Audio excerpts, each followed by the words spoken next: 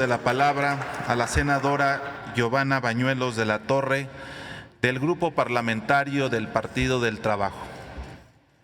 Hasta por 10 minutos. Gracias.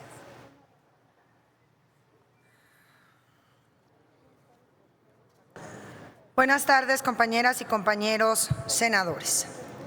En una decisión histórica, la Suprema Corte de Justicia de la Nación se pronunció en favor de reconocer el derecho que tiene el pueblo mexicano de participar en las consultas populares para tomar decisiones de interés público y, en consecuencia, conocer la verdad sobre el actuar de los expresidentes. En el Partido del Trabajo hubiéramos preferido la pregunta original, porque la pregunta sobre la consulta popular para enjuiciar a los expresidentes, como actualmente está redactada, abre la puerta a la especulación y a la ambigüedad. Mas en un momento en que se busca otorgar verdad y justicia al pueblo de México, debemos reconocer que la consulta es una realidad. Por primera vez en la historia se ejercerá el derecho a la democracia directa. De tal manera que la decisión de la Suprema Corte maximiza los derechos políticos y se aleja de la visión restrictiva sobre la democracia participativa que había imperado en nuestro máximo Tribunal Constitucional. En el pasado, las y los ministros recibían en sus oficinas al consejero jurídico de la Presidencia para redactar las sentencias según los deseos del presidente.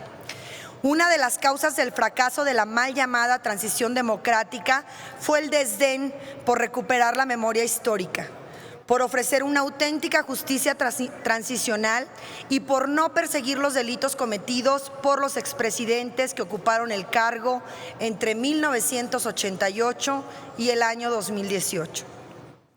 Con la llegada al poder de la Cuarta Transformación, es imperiosa la necesidad de consultar al pueblo de México sobre si deben ser o no investigados los expresidentes de nuestro país y, en consecuencia, sus colaboradores en la Administración Pública Federal.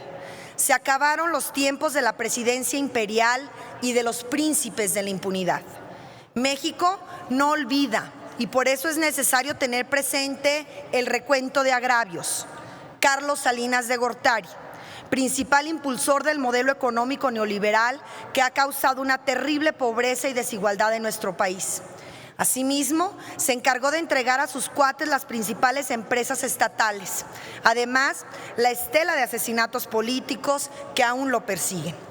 Ernesto Zedillo Ponce de León, quien regaló miles de millones de pesos a la banca con recursos públicos en detrimento del bienestar de la población a través del fraude de Fobaproa, en el que su sexenio sin duda está manchado, no solo por eso, también por la matanza de Acteal.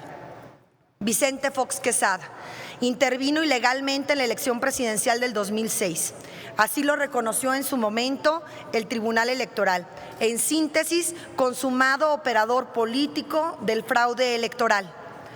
Felipe Calderón Hinojosa maquinó un fraude electoral, aceptó sobornos millonarios y es el responsable de una guerra absurda en donde las desapariciones forzadas y las ejecuciones extrajudiciales se volvieron cuestión del día a día. Presidió un narcogobierno cuyo enlace con el cártel de Sinaloa era Genaro García Luna, su narcosecretario de Seguridad, hoy preso y esperando sentencia en Estados Unidos. Enrique Peña Nieto, último presidente del viejo régimen, quien compró la presidencia con recursos provenientes de la trama de corrupción de Odebrecht.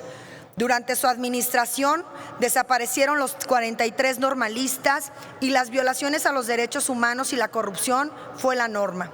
Una prueba es la Casa Blanca.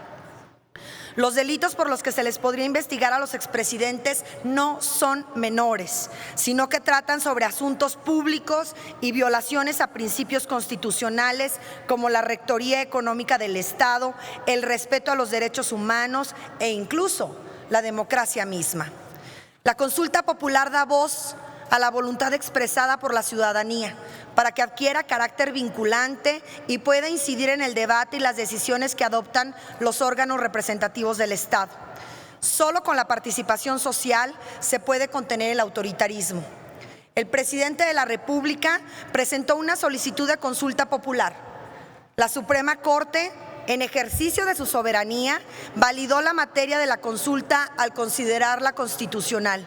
Sin embargo, refraseó la pregunta para evitar violaciones a sus derechos humanos.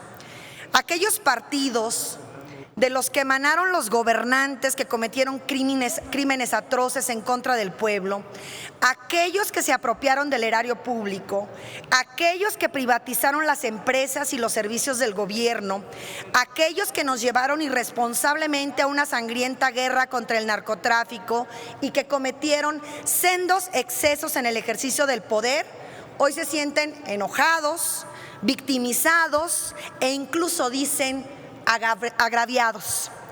Es lamentable que la oposición busque que este ejercicio de democracia directa quede enterrado, oculto o inerte.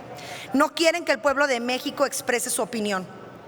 En 2012, la derecha simuló implementar la consulta popular en la Constitución Política de los Estados Unidos mexicanos.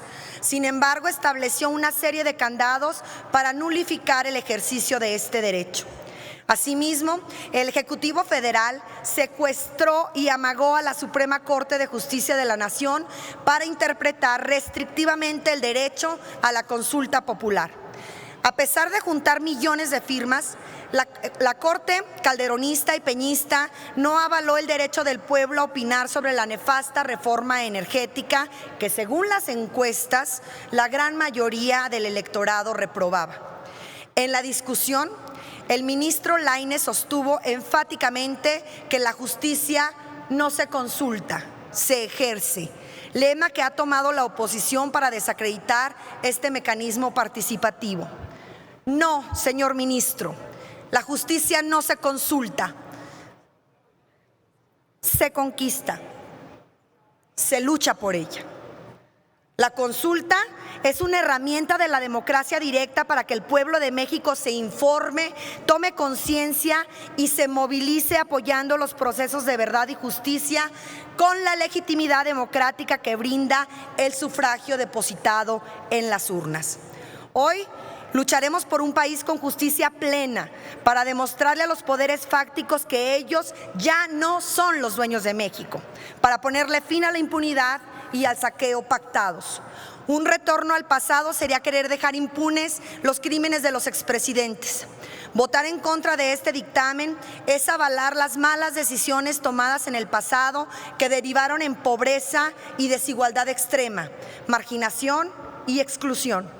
Votar en contra de la consulta popular es darle el visto bueno a la Casa Blanca, a los sobornos por Odebrecht, a casos agronitrogenados, a la compra de la elección presidencial del 2012, al fraude electoral del 2006, a las ejecuciones extrajudiciales, a la compra de votos en este Senado de la República, a la matanza de Acteal, a la represión y violación sistemática de los derechos humanos. En el Grupo Parlamentario del Partido del Trabajo votaremos a favor del presente dictamen para movilizar al pueblo de México, para juntos luchar por un México con justicia y verdad para todas y para todos. Muchas gracias, presidente.